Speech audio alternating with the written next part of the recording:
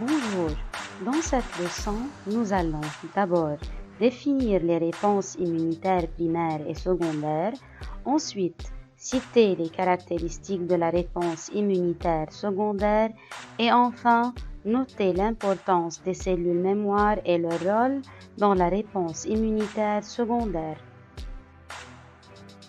Un des effets les plus remarquables de l'immunité spécifique est d'une part l'établissement d'un état de résistance durable contre un antigène déjà rencontré et d'autre part le système immunitaire peut mémoriser le contact avec l'antigène et lui oppose une contre-attaque.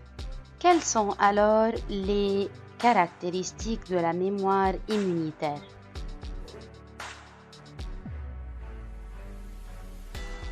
Les expériences du document A illustrent le déroulement de la réponse immunitaire spécifique développée chez des lapins contre la toxine tétanique. Afin de suivre ce déroulement, on mesure la quantité d'anticorps spécifiques produite et libérée dans le plasma après l'injection de l'antigène en fonction du temps.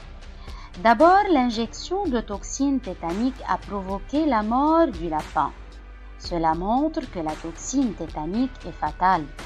Le lapin n'a pas pu développer une réponse immunitaire et par suite pas de production d'anticorps. Par contre, lorsqu'un lapin reçoit une injection de toxine tétanique 6 mois après avoir reçu une injection d'anatoxine tétanique, il survit. Ceci montre que l'injection d'anatoxine tétanique assure une protection contre la toxine tétanique. Une réponse immunitaire spécifique à médiation humorale est induite suite à l'injection d'anatoxine tétanique et aussi suite à l'injection de toxine tétanique. Ceci est montré par la production d'anticorps spécifiques antitétaniques suite aux deux réponses développées. Notons que la réponse immunitaire développée contre l'anatoxine tétanique est dite réponse primaire, alors que la réponse développée contre la toxine tétanique 6 mois plus tard est dite réponse secondaire. Les deux réponses primaires et secondaires présentent plusieurs différences. Premièrement, la quantité d'anticorps antitétaniques produite par la réponse secondaire est 3 fois plus grande que celle produite après la réponse primaire. Deuxièmement, le temps de latence de la réponse secondaire est plus court que celui de la réponse primaire. Notons que le temps de latence est la durée de temps nécessaire à la production d'anticorps.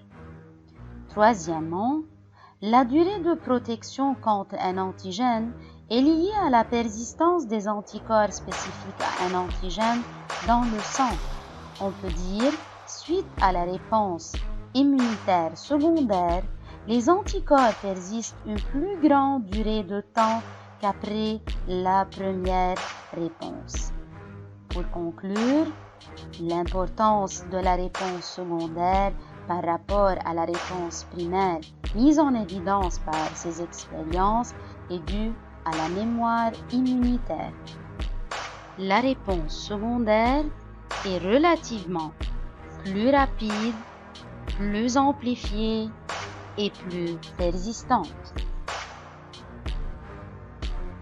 Pour mieux comprendre comment le système immunitaire garde-t-il en mémoire l'antigène, veuillez suivre la vidéo suivante. Tout au long de la vie, quand l'organisme risque de développer une maladie infectieuse provoquée par un nouvel antigène, les globules blancs, et plus particulièrement les lymphocytes, ont pour fonction de lutter contre cet élément pathogène pour l'éliminer. Une partie de ces clones se différencie en cellules lutteuses, neutralisantes et tueuses de l'infection virale.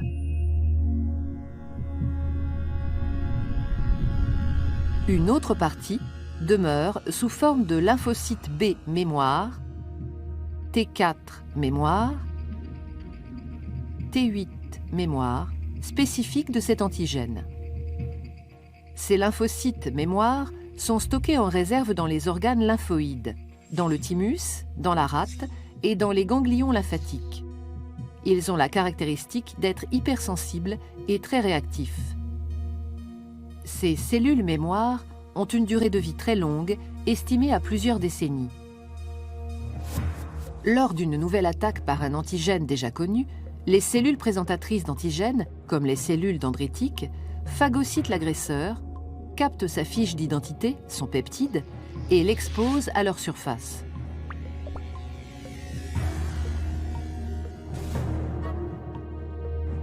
La cellule dendritique, présentatrice de l'antigène, migre ensuite vers un ganglion par les vaisseaux lymphatiques et présente le déterminant de l'agresseur aux lymphocytes T et aux lymphocytes B, produits lors de la première infection et qui sont en réserve dans les follicules du ganglion.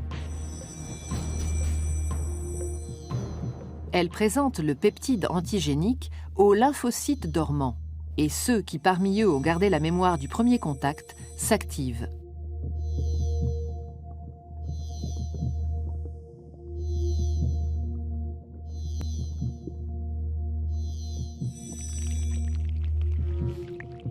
Les lymphocytes B et T entrent en mitose dans les follicules, ce qui entraîne le gonflement du ganglion. Les lymphocytes T cytotoxiques, comme les plasmocytes producteurs d'anticorps, partent alors vers le lieu de l'infection par les vaisseaux sanguins. Grâce à l'action des lymphocytes mémoire, la réponse adaptative sera alors plus rapide, plus intense et plus efficace. Le sujet ne sera pas malade. Certains micro-organismes, virus ou bactéries, provoquent des maladies fulgurantes. Leur action est plus rapide que la réponse immunitaire. C'est le cas de maladies comme la poliomyélite, la rougeole, le tétanos, la grippe. Il est donc vital d'anticiper l'infection par la vaccination. Le vaccin est une préparation contenant en très petite quantité des fragments de bactéries ou de virus tués, de toxines atténuées ou purifiées, que l'on inocule pour stimuler préventivement la formation de lymphocytes mémoire. En cas d'attaque, l'infection sera rapidement endiguée. Antigènes déjà identifiés et vaccination permettent de constituer la grande bibliothèque de notre système immunitaire. Ainsi, se construit pas à pas le patrimoine immunitaire de chaque individu.